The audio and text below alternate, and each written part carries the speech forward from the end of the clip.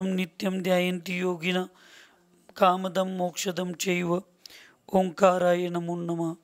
अविरल शब्दगणौघ प्रक्षालित सकल भूतलकलंगा मुनिभिरूपासीत् तीर्था सरस्वती अर्तुनो दुरितम् अज्ञानतिमिरां दाणां ज्ञानाञ्जनशलाकया चक्षुरुन्मीलितं येन तस्मै श्रीगुरुवे नमः। श्री परम गुरुभ्यो नमः। परंपराचार्य गुरुभ्यो नमः। सकल कलुष विध्वंसकं श्रेयसां परिवर्धकं धर्म संबंधकं भव्य जीवमन प्रतिबोधकारकमिदं शास्त्रं मूलाचार मरणगंडिका नामदेयमस्य मूलग्रंथकर्तारं श्री सर्वज्ञ देवा सदुत्तर ग्रंथकर्तारं श्री गंधर्देवा प्रतिगंधर्देवा तेषां वचोनुसारतामासाद्य अमितगति आचार्येण विरचितम् इदं शास्त्रं श्रोतार सावधानतया शृण्वन्तु। मंगलम भगवान वीरो मंगलम गौतमो गनि मंगलम कुंद कुंदाद्यो जैन धर्मोस्तु मंगलम सर्वमंगल मांगल्यम सर्वकल्याणकारकम प्रधानम सर्वधर्माणां जैनम जयतु शासनम वंदे विद्यासागरम वंदे सन्मति सागरम। सिद्धाननत्वार्धादिच्च चतुर्धानादनाफलं क्रमेणाहं ध्रुवं वक्षे स्वस्वरूपोपलब्धये। जिनवानी माता की, परम पूज्य आचार्य अमित गति महामुनिराज की, चारित्र चक्रवर्ती प्रथमाचार्य शांति सागर जी महाराज की, संत शिरोमणि आचार्य गुरुवर विद्यासागर जी महाराज की, शांत मूर्ति व रत्नाकराचार्य गुरुवर सन्मति सागर जी महाराज की, 3 करोड़ महामुनिराजों की। भगवंत अमित गती महामुनिराज मरणकंडिका या महान ग्रंथामध्ये विनयाचे भेद शिकवत असताना ज्ञान विनय, दर्शन विनय, ज्ञान विनय, चारित्र्य विनय आणि त्या चारित्र्य विनयामध्ये मन वचन काय गुप्ती रूप, समिती प्रवृत्ती रूप असतात आणि गुप्ती निवृत्ती रूप असतात अशा पद्धतीचं सांगून पूर्व चर्चेमध्ये पूज्य सरल सागर महाराजांच्या माध्यमातून सम्यक प्रकाराने अर्थात संक्लेश आणि दीनता रहित परिशह सहन करणे, त्याचबरोबर उत्तर गुण अर्थात संयमामध्ये उद्यमशील राहणे, हीन अधिकता परिहारपूर्वक योग्य वेळेला आवश्यक क्रियांचं पालन करणे, त्याला तप विनय असं म्हणतात. मग प्रश्न विचारला की संयमाला उत्तरगण का म्हटलं, चारित्र्याला का म्हटलं नाही आणि तप विनयामध्ये याचं ग्रहण का केलं. तर आचार्याने सांगितले की चारित्र्य संयम आहे आणि संयमच चारित्र्य आहे. फक्त शब्द मात्राचा भेद त्याच्यामध्ये असल्यामुळं सम्यक दर्शन आणि सम्यक ज्ञानाच्या उत्तर म्हणजे नंतर चारित्र्याची उत्पत्ती होते. पहिल्यांदा सम्यक दर्शनाची उत्पत्ती होते आणि त्याच्यासोबत सम्यक ज्ञानाची होते आणि त्याच्यानंतर चारित्र्याची होते. सम्यक दर्शन सम्यक ज्ञान जिथं आहे तिथं चारित्र्य भजनीय आहे. ऐकायला का झोपायला? सम्यक दर्शन सम्यक ज्ञान जिथं आहे तिथं चारित्र्य सम्यक चारित्र्य भजनीय आहे.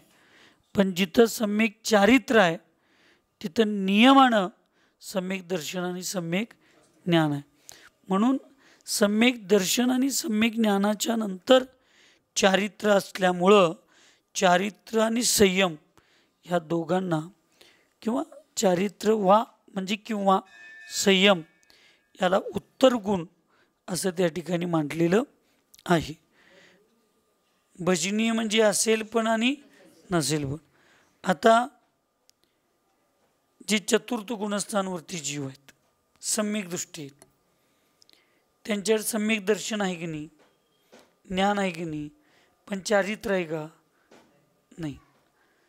तुमच्याकडं दर्शन आहे की नाही, ज्ञान आहे की नाही, सम्यक आहे, पण देशव्रत आहे म्हणजे तुमच्याकडे प्रतिमा आहेत, तर एक रूपानं चारित्र्य आहे. पण साधूंच्याकडे चारित्र्य आहे याचा अर्थ तिथं दर्शन ज्ञान असणार की नाही? असणारच. पण जिथं दर्शन आणि ज्ञान आहे तिथं चारित्र्य असेलच असं नाही. जिथं मुलं आहेत तिथं आईबाप असतातच, पण जिथं पती पत्नी आहेत तिथं मुलं असतीलच असं नाही. म्हणजे जिथं मुलं आहेत तिथं कोणतं ना कोणतं पती पत्नीच्या रूपात असतेच. पण पती पत्नी जिथं आहेत तिथं मुलं असतातच असं नाही, ते भजनीय आहे. तसं उदाहरण घेताना समजावून घ्यायचं. आणि म्हणून पुढं सांगितलं, श्रद्धा आणि ज्ञानाशिवाय असंयमाचा त्याग होऊ शकत नाही. त्यामुळं सम्यक चारित्र्य नावाची प्राप्ती होऊ, श्रद्धा आणि ज्ञानाशिवाय असंयमाचा त्याग होत नाही. त्यामुळं सम्यक चारित्र्य नावाची प्राप्ती तिथं होत नाही. संयमरहित तपश्चरण चे जे कष्ट आहे ते व्यर्थ आहे. सुशांत सांगायल्यावर राग येते पण सांगायला लागलोय. संयमरहित, संयम म्हणजे बंधन, बंधनाशिवाय किती पण कष्ट केलं तर ते कष्ट व्यर्थ जाते, वाया जाते. म्हणजे काय? विवेकाशिवाय विनयाशिवाय केलेलं कार्य हे फलितार्थ ठरत नाही. म्हणून कोणतेही काम करताना काळजीपूर्वक, विनयपूर्वक, विवेकपूर्वक, गांभीर्यपूर्वक ते काम करणं फार गरजेचं असतं. पुढं सांगितलं, संयमाचा उद्योत करण्यासाठी तपश्चरण ही निर्जराला कारणीभूत आहे. संयमाला आणखी जरा प्रकाशित करण्यासाठी तपश्चरण हे निर्जरेचं काय आहे? कारण आहे. आणि म्हणून संयमाला तपाचा परिकर म्हटलेला आहे. परिकर म्हणजे परिवार किंवा वैभव, सौंदर्य. तीर्थंकरांचं सौंदर्य समौशरण आहे. परिकर म्हणजे वैभव, समौशरण आहे. तसं या ठिकाणी सांगितलं, संयम हे तपाचं परिकर म्हणजे वैभव, सौंदर्य आहे. संयमाशिवाय तपाची शोभाच नाही. म्हणून ते संयम पालन करणं बरोबर. म्हणून तप हे विनयामध्ये संयमाला सुद्धा ग्रहण केले, तप विनयामध्ये संयमाला ग्रहण केलेलं आहे. अशा पद्धतीची चर्चा पूर्वी झालेली आहे. हां, संयमाला प्रकाशित म्हणा, तेजस्वी, उत्साहित असं घ्या. उद्योत करणे म्हणजे काय? प्रकाशित करणे. उद्योतचा वास्तविक अर्थ प्रकाशित. उद्योत नामकर्म आहे की नाही? आणि कुठलं नामकर्म? उद्योत नामकर्मच आहे. आतपाणी उद्योत, शांत राहून प्रकाशित करणे. ज्यांचे किरण शीत आहेत आणि जे स्वतः शीत आहेत त्याला उद्योत नामकर्म म्हणतात. म्हणजे संयमाचा प्रकाश करणे, संयमाला वाढवणे, संयमाची तेजस्वीपणा वृद्धित करणे, ह्या सगळ्याला त्या ठिकाणी उद्योत म्हटलं जातं.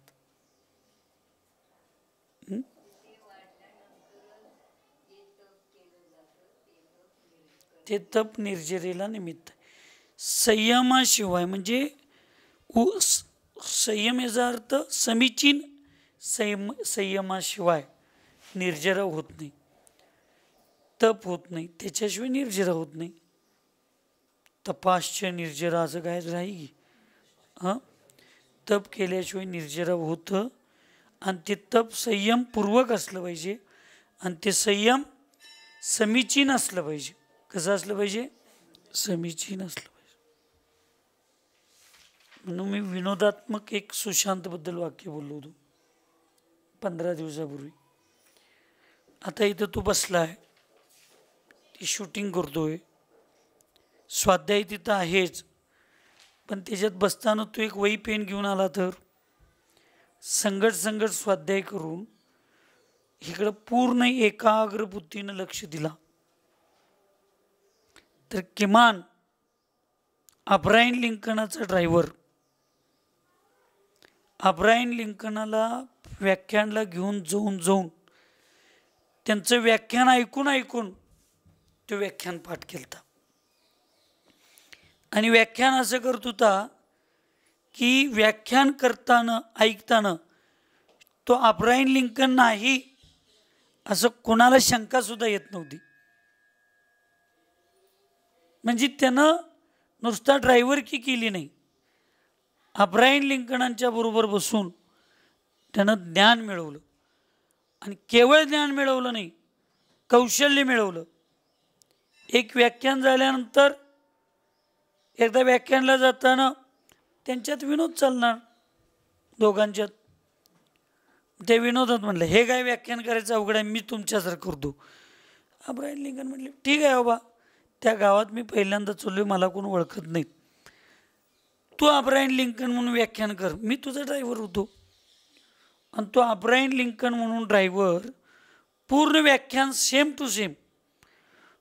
लोकांनी सुशांत त्याचं कौतुक केलं. आणि गाडीत बसताना या भूषणसारखा अतिशहाणा एक विद्वान पोरग तिथं आला माणूस आणि म्हटला, तुम्ही सगळं व्याख्यान केला, सगळं चांगलं वाटलं, पण ह्या शब्दाचा एक अर्थ कळला नाही. तुम्ही जसं मला म्हटला उद्योगचा अर्थ सांगा. आता आम्हाला अर्थ कुठं माहिती आहे, नुसतं शब्द माहिती आहेत, पण त्यानं मला येत नाही, चोरी पकडलं, घावली नाही त्यांची. तो रागावला, तुम्हाला काय कळतंय की नाही म्हटला, मी कोण, माझी पोझिशन काय, असले साधे प्रश्न विचारताय, ह्या माझ्या साध्या प्रश्नाचं उत्तर माझा ड्रायव्हर देईल म्हटला, विचारा त्याला. आता तोच कोण होता आणि त्यानं उत्तर दिला, अहो असली प्रश्न मला विचारत नाही, या साधी माझा ड्रायव्हर असली प्रश्नाची उत्तर देतोय, तुम्हाला स्टेटस बघून सुद्धा प्रश्न विचारायला कळत नाही म्हणजे काय म्हटलं. आणि ती वेळ आणून काढला ती, ही सुद्धा अक्कल लागते. अरे तो ड्रायव्हर बरोबर राहून, ड्रायव्हर त्या मालकाबरोबर राहून मालकासारखी बुद्धी केला आणि तुम्ही आमच्याबरोबर राहून अजून आहे तशीच बुद्धी ठेवा लागला तर मग तुम्ही इथं सेवा करून सुद्धा नोकरागत वागा लागला. आणि ते नोकर असून सुद्धा सेवकागत ग्रहण करण्यासारखं शिष्यागत वागला. म्हणून प्रवचन स्वाध्यायी लक्ष देऊन ऐकावं, ते स्वीकारावं. आपण खोलीत गेल्यावर ते डाउनलोडला टाकतोय तेव्हा डाउनलोडला टाकून इकडचं तिकडचं मोबाईलवर बघत बसतोय तेव्हा आणखी एकदा ऐकावं, आपली डायरी लिहून काढावी आणि त्या मोकळ्या वेळेत त्याला अभ्यास करून आपण कुठं चुकतोय, आपण कसं वागायला पाहिजे, काय वागायला पाहिजे, ह्याचा अभ्यास करून काहीतरी फायदा झाला पाहिजे. एवढं दिवस महाराजांच्या पाशी राहतोस, तुला काय येतंय काय म्हटलं तर किंमत तुझी कमी नाही, या शिष्यांची कमी नाही. एवढं दिवस महाराजांच्या पाशी राहून एवढं शिकला नाही काय, हे एक वाक्य हा शिष्यांचा अपमान नसतोय, हा त्या गुरूंचा अपमान आहे. तुमच्याकडं ज्ञान नाही हे त्याचं उद्योग करणारं नव्हतं. गुरूंना काही येत नाही ह्याला तुम्ही जगापुढं प्रकाशित केला. म्हणून शेणासारखं जगायचं असते, शेणासारखं. जिथं पडतोय ना तिथनं उचलताना माती तर घेऊन उचलायला पाहिजे. तसं आपण जिथं चांगल्या ठिकाणी जातोय तिथं आपल्यात गुण स्वीकारण्याचं, म्हणून गुणग्रहणासाठी शेणासारखं उदाहरण दुसरं काही नाही. जाईल तिथलं माती तर ती घेऊन येते, नुसताच ती उठत नाही. तसं ग्रहण करण्याची क्षमता आमच्याकडं असली पाहिजे.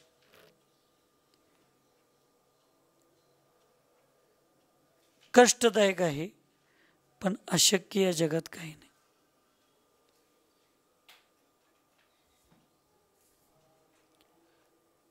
यदि रस परित्याग किया है तो रसयुक्त आहार की कथा चिंतन या उस रस आदि में आदर भाव न रखना, रस त्याग से उत्पन्न शरीर के संताप को समता भाव से सहन करना.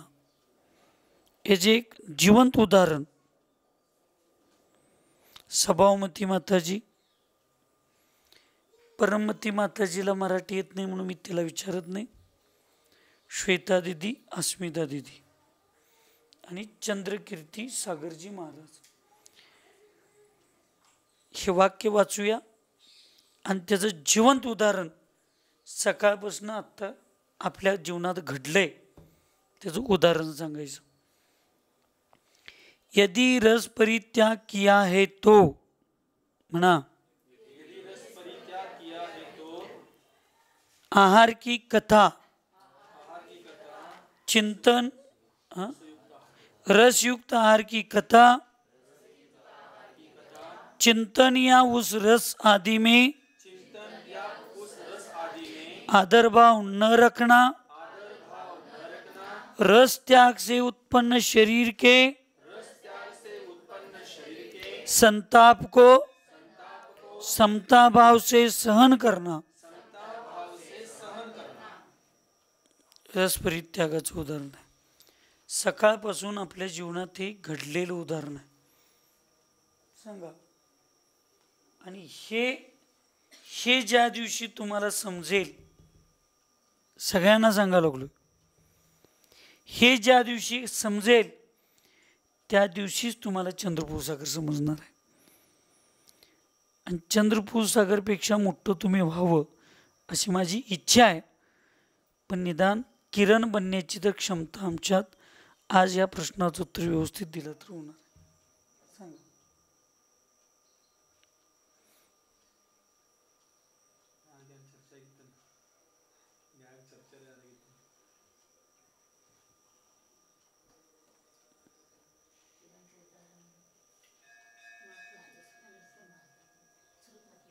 काय उदाहरण आहे?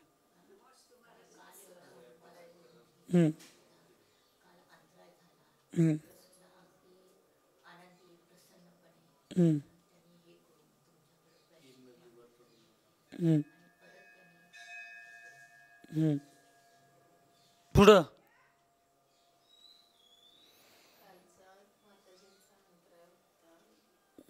तेच रिपीट करू नका, मला मराठी कळते. हां,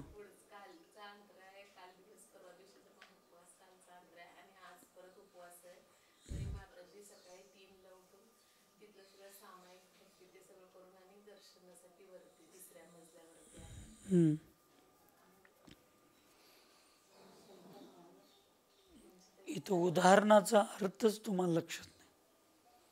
माताजीनी सकाळी एक वाक्य वापरल्या, मी खाली या लागलोय माताजी, तुम्ही वर कशाला आला, तुमचं अंतर आहे. ते आठवण सुद्धा काढायचं नाही, ही इथं चालू आहे. त्यांनी काय आज सकाळी पहिल्यांदाच वर आल्या नाहीत, काय पहिल्यांदा त्यांचा अंतराय झाला नाही, त्यांचा पहिल्यांदा उपवास झाला नाही, त्याने पहिल्यांदा जाऊन 3 वाजता बसले नाही तिथं. मी काय म्हटलो त्यांना, तुम्ही होता, तुम्ही दोघी होता, तुम्ही होता, काय नव्हता. हां, मी काय म्हटलो, मी खाली यायला आलतो, तुम्ही कशाला वर आला, कालचं तुमचं अंतराय उभा. आठवण सुद्धा काढायचं नाही कालच्या अंतरायचं, ते सगळं विसरलंय. इथं काय सांगितलं, रस त्याग किया है तो रसयुक्त आहार की कथा चिंतन या उस रस आदि में आदर भाव. आता उपास केलोय आम्ही, संकल्प केलाय आजचा उपास, कालच्या अंतरायला आम्ही विसरलोय. आता ते आठवायचं सुद्धा नाही, त्याचं चिंतन सुद्धा करायचं नाही आणि त्याच्याबद्दल कुठल्या मनात विषय ठेवायचा नाही. त्याग करने के बाद याद भी नहीं आना सच्चा त्याग होता है. वाह उस्ताद वाह, म्हणा की.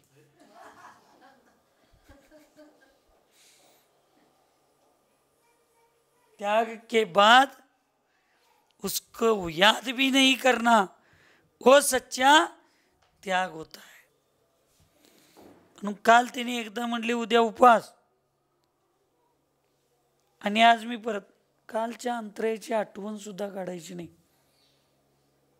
हे जे भाव आहेत ना, हे उदाहरणाला शोभते. आणि चंद्रकीर्ती सागर महाराज, सरल सागरजी महाराज, दीदी आणि तुम्ही सगळे वीर सागरजी, स्वाध्याय करत असताना प्रेझेंट मध्ये तुम्ही असाल,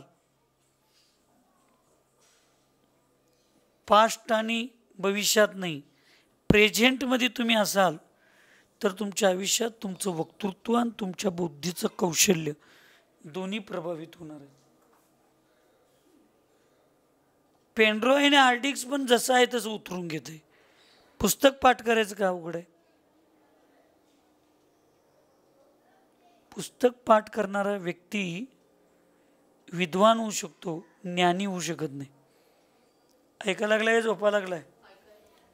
पुस्तक पाठ करणारा व्यक्ती विद्वान होऊ शकतो, ज्ञानी होऊ शकत नाही. परिस्थितीला पाठ करणारा व्यक्ती ज्ञानी होतो, त्याच्याकडे विद्वत्ता असेल याची गॅरंटी नाही.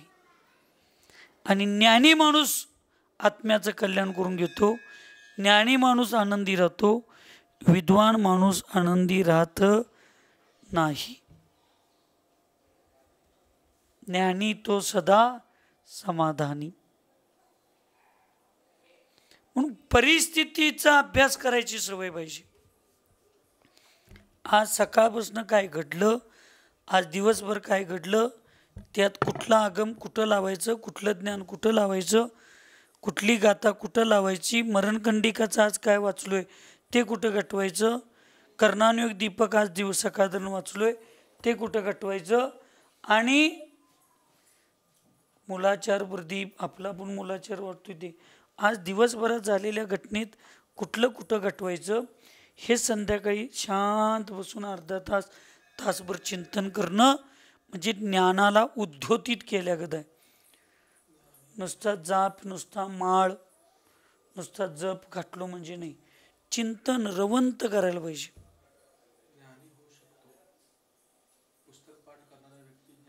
विद्वान होऊ शकतो, ज्ञानी नाही. ज्ञानी नाही. आणि परिस्थितीला जो वाचतो आणि समजावून घेतो तो ज्ञानी होतो. आणि ज्ञानी आत्मकल्याण करून घेतो, विद्वान आत्मकल्याण करून. पुस्तकाला समजावून घेणार काय?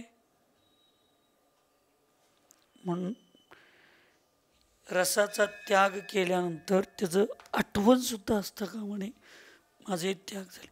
म्हणून आचार्य विद्यासागर महाराज कधी सांगितले माझं मीठ त्याग आहे, माझं मीठ त्याग आहे. प्रवचनात त्यांनी कधी म्हटले, एक एक साधू आपल्या चर्येचं प्रदर्शन करतात. माझे एवढे दिवस माझे हे त्याग आहे, एवढं दिवस त्याग आहे, असं त्याग आहे, एवढं दिवस त्याग आहे. काही नसतं, ही चर्या आपल्यासाठी आहे, आपल्यात परिवर्तित होण्यासाठी हे सगळं आहे. काल एक माताजीनं जाता जाता संध्याकाळी 5-10 मिनिटं सांगितलं की आपली परीक्षा होती आणि तुमच्या नियमात दोष लागू नये म्हणून देवांनी किंवा कर्मांनी केलेला हा एक खेळ होता तुमच्या वृत्तांना. बरोबर आहे. याच्याशी त्यांनी पहिला पण कोणावर दोष ठेवले नव्हते, नंतर पण नाही, आणि 100% आगमाप्रमाणे असंच झालंय. आणि ते माझ्या भविष्यात लक्षात राहण्यासाठी मला त्याचं प्रायश्चित्त घ्यायला पाहिजे म्हणून त्याने आनंदानं स्वीकारलं. पळवाट काढण्याचं जे मार्ग शोधतात ना, त्या आयुष्यात पळवाटच शोधत बसतात.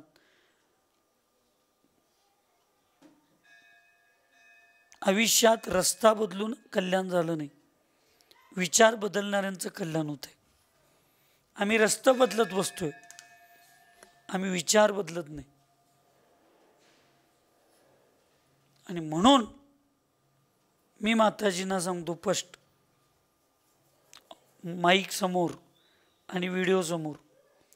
काल तुमची परीक्षाच घेतली होती मी, आणि त्या परीक्षेत 100% नव्हतं, 1008 होण्यासाठी त्यांनी जो प्रयत्न करायला लागल्यात त्याच्यात त्यांनी पास झाले. ही त्यांची परीक्षा होती. मी गुरु होतो, मला आदेश देण्याचा अधिकार होता, उपवास कर म्हणायचा पण अधिकार होता, खा म्हणायचा पण अधिकार होता. पण मी म्हटलं मी कायम सांगतोय त्याच्यावर करण्यापेक्षा त्यांनी काय निर्णय घेतात आपण बघूया. आणि मी तुम्हाला सांगतो, तुम्ही 1008% त्या परीक्षेत पास झाला की नाही. आपल्याला आपल्या मार्गात नाजूक व्हायचे दिवस आता संपले. आता आपल्या मार्गात आपल्याला काय व्हायचं आहे, कठोर. चर्या ज्यांची कठोर आणि हृदय ज्यांचं कोमल असतं तीच लोक समाधी साधण्यासाठी योग्य असतात. चर्या ज्यांची कठोर, नारळासारखं वर्ण कठोर, आणि हृदय मन ज्यांचं खोबऱ्यासारखं आतनं कोमल असतं तेच समाधी करू शकतात. म्हणजे चर्यामध्ये कॉम्प्रोमाइज नाही. आणि ज्यांच्या निमित्तानं मला त्रास भोगायला लागलं त्यांच्या बाबतीत सुद्धा मृदुता, कोमलता, सरलता. चर्या ज्यांची कठोर, मेडिकलमध्ये होता की तुम्ही, फास्ट लिहायची सवय पाहिजे. हां, चर्या ज्यांची कठोर आणि हृदय ज्यांचं कोमल मृदू, म्हणजेच नारळासारखं असतं जीवन ज्यांचं, तेच समाधीमध्ये यशस्वी होतात, इतर होत नाहीत. चर्येमध्ये भावनिक झालो, लोकांच्या व्यवहारात आम्ही कठोर झालो तर तिथं समाधी होत नाही. चर्येत कठोरता पाहिजे आणि लोकांच्याशी व्यवहार करताना कसं पाहिजे, मृदुता. म्हणून रस त्यागानं शरीरामध्ये संताप उत्पन्न झाल्यानंतर सुद्धा समता भावनेने सहन करणे, आणि ज्याचा त्याग झालेला आहे त्याची आठवण सुद्धा परत न येणे, याला रस परित्याग असं म्हणतात. एक एक लोक फार चावट असतात, अत्यंत नुसता कारण शोधत असतात. कारण नाही, मी काय तुमच्यासाठी बोललोच नाही. आपण घेतलेल्या नियमात पळवाट काढण्याची, आता तुम्ही बोललायस तर ते उदाहरण, त्यांचा नियम होता की गल्लीत गेल्यानंतर, मी रोजचं काय सांगत नाही पण आमच्या गल्लीत ज्यावेळी हार असेल त्यावेळी मी तुम्हाला हार देईन सवळं निसून, असे एक व्यक्ती नियम घेतला. 15 दिवसानंतर त्यांच्या गल्लीत महाराजजी आहारला गेले.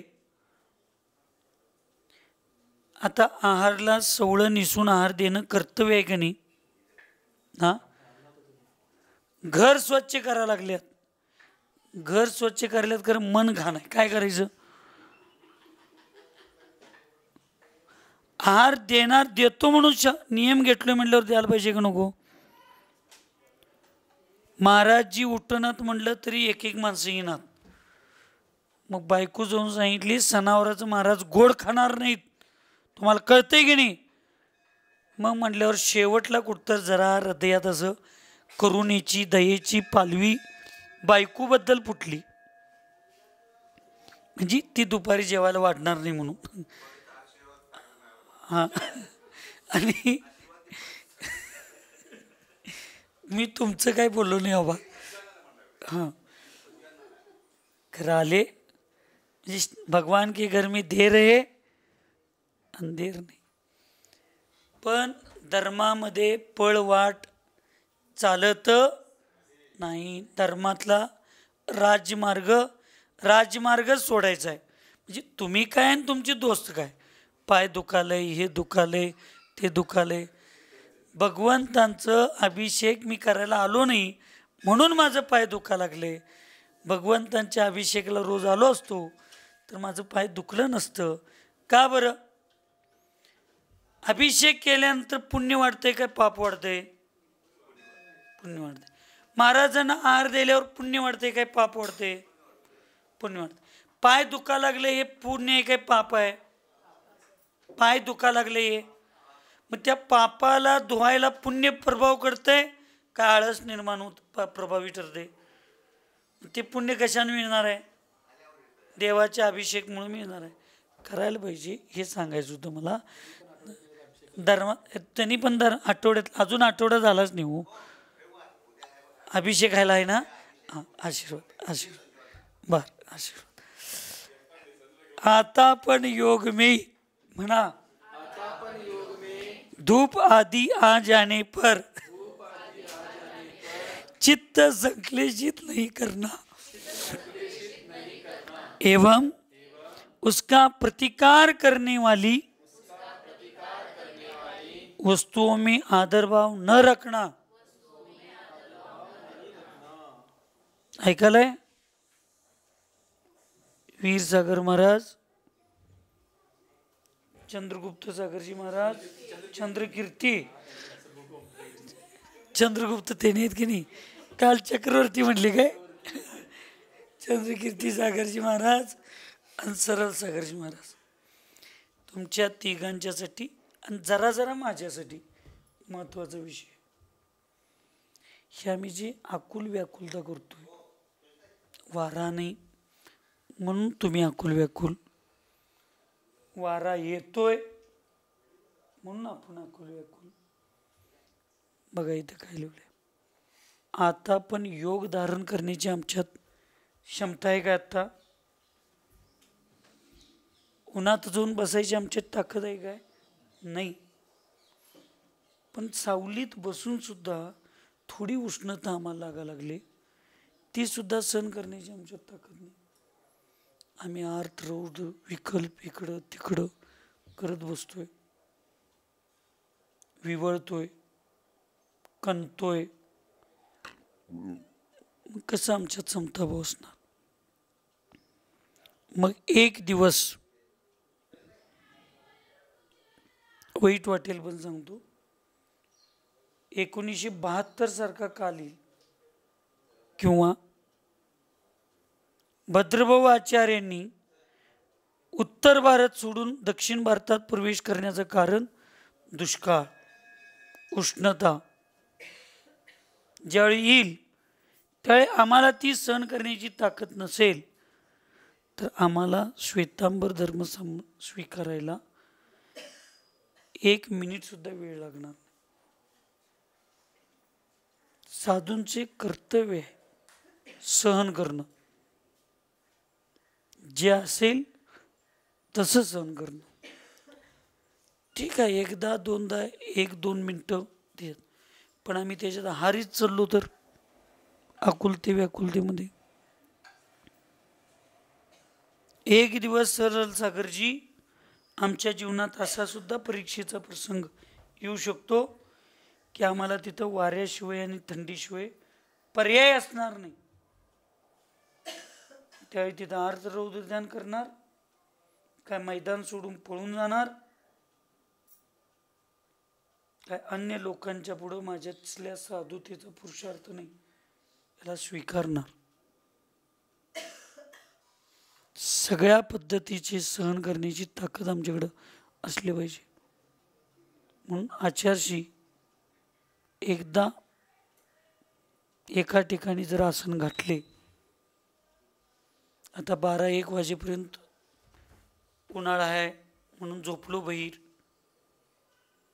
आणि आता पाठी जरा गार वाढत सुटलं म्हणून चाललो आत. नाही, आचार्यशी ज्या ठिकाणी झोपत होते, खरंय खोटं आहे, त्या ठिकाणी स्वयंभू म्हणल्याशिवाय उठत नव्हते. हा आपण सगळ्यांनी आदर्श घेतला पाहिजे.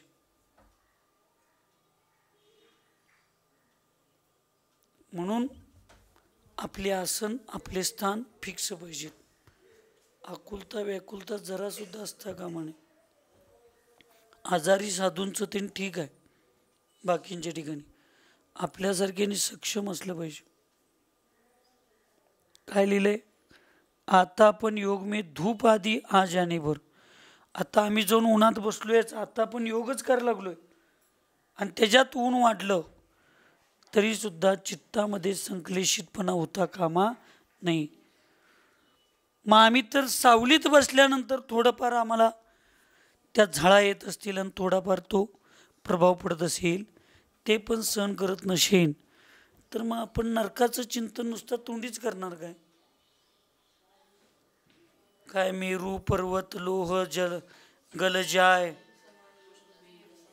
मेरू समान लोह गली जाय, ऐसी शीत उष्णता, हे नुसतं म्हणायचंच.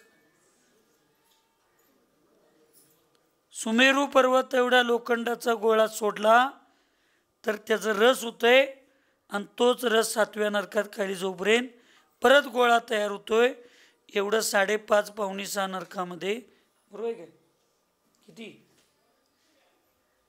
5.5च्या आसपास तेवढं उष्णता असते आणि तिथनं खालच्या 2.5 नरकामध्ये थंडी असते.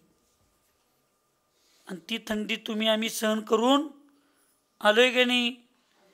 मग त्यात माझ्यासारखा आळशी माणूस पळवाट करणार. वैक्रिक शरीर होतं तिथं, त्यामुळे काय त्याचा लई प्रभाव पडत नाही तिथं. नाही, ही आपल्या सगळ्यांच्या समता भावनेतल्या पळवाटा आहेत. संक्लेशित नहीं करना तो उसका प्रतिहार करने वाली वस्तुओं में आदरभाव भी नहीं रखना. म्हणजे काय? ती उष्णता दूर करण्याला निमित्त काय? वारं घालणं, वारं घालून घेणं, कधी नाही.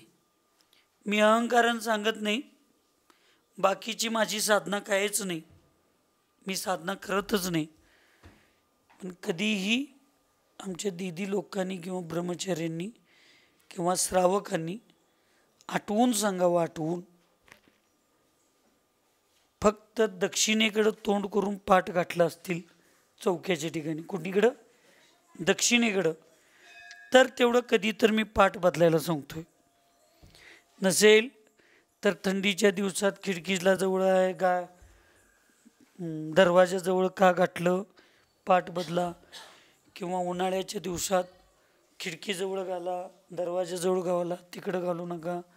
असे एकदा तरी ह्या किमान 8-9 वर्षात सूचना दिलेलं कोणीही सांगावं. एक दक्षिण बाजूला मुख असेल तर, अनेक अंधार असेल तर, नाही, कसं असेल तसं असेल.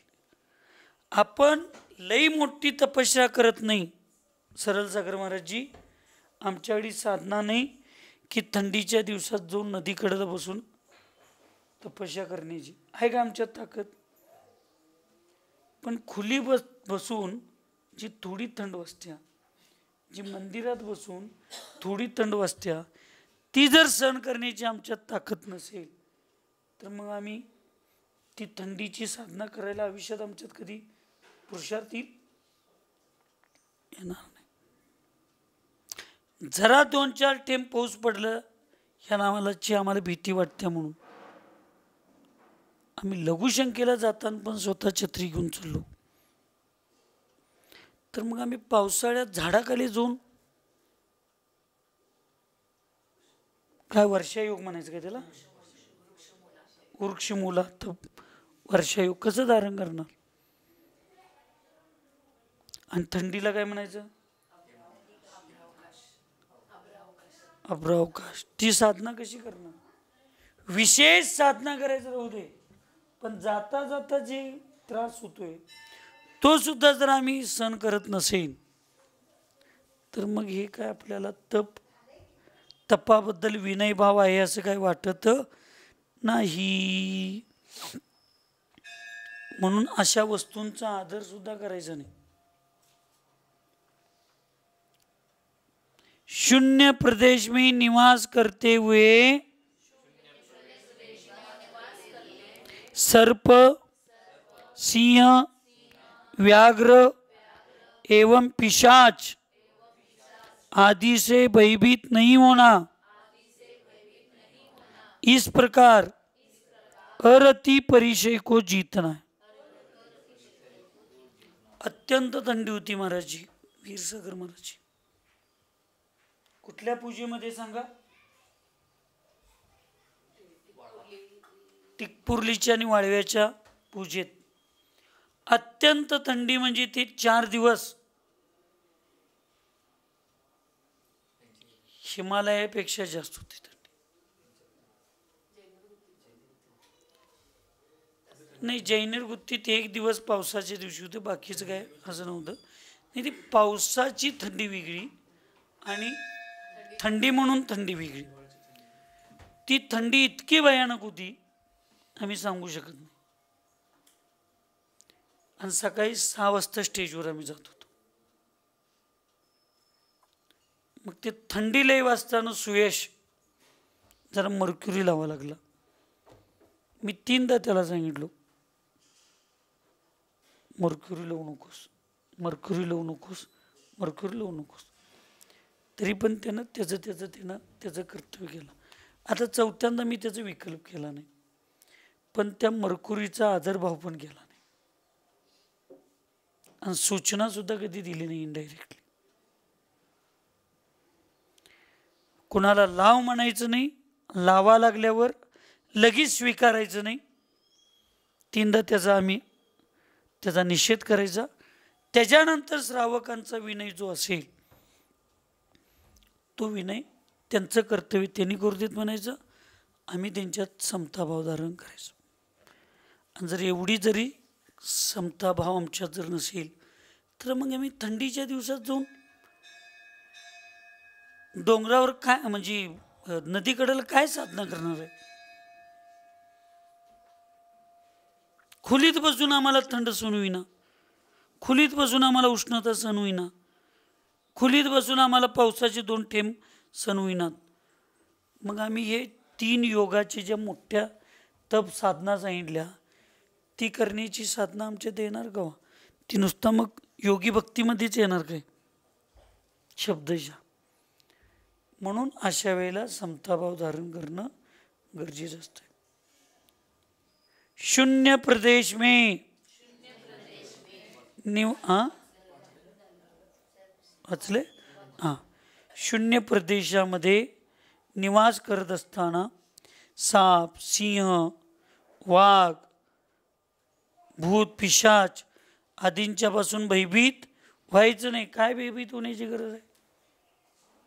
शरीरावरचं ममत्वभाव सोडून आत्म्याशी एकरूप होऊन आम्ही तिथं ध्यान करायसाठी गेलोय. कुठं? जंगलात, एकांत स्थानात. आणि तिथे गेल्यानंतर विच्चू येईल काय, साप येईल काय, असलं तर आम्ही विचार करत बसलो तर मग जायचंच नाही. तिथं जाऊन पण ध्यान लागणार नसेल, इकडं तिकडं ध्यान लागणार असेल तर खोलीत बसून ध्यान करा. आपल्या कर्मसिद्धांताची परीक्षा घेण्यासाठी तिथं जायचं असते. आपल्या पुण्यपापाची परीक्षा घेण्यासाठी तप आहे. आपल्या भयाची परीक्षा घेण्यासाठी तिथं तप आहे. आणि मग उगाच प्रदर्शन करत बसलो तर मला हेच कळलं नाही आजपर्यंत की पाण्याच्या मध्यभागी साधू जातो कसा,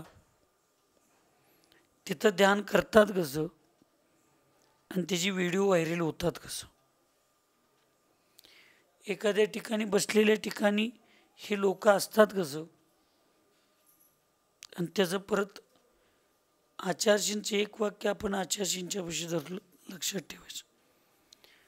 प्रदर्शनासाठी केलेली तपश्चर्या कधीही कर्मनिर्जरेला निमित्त होत नाही. आमचं आम्ही बसलो आणि तुमचं पुण्य असेल ना तर जाता जाता कोणी पण लोक येतील, जाता जाता तुम्हाला बघतील, त्याचं शूटिंग करतील आणि प्रदर्शन करतील. पण आम्ही प्रदर्शनाची व्यवस्था घेऊनच तपश्चर्येला ज्यावेळी जातो त्यावेळी तपश्चर्येचे भाव नसतात.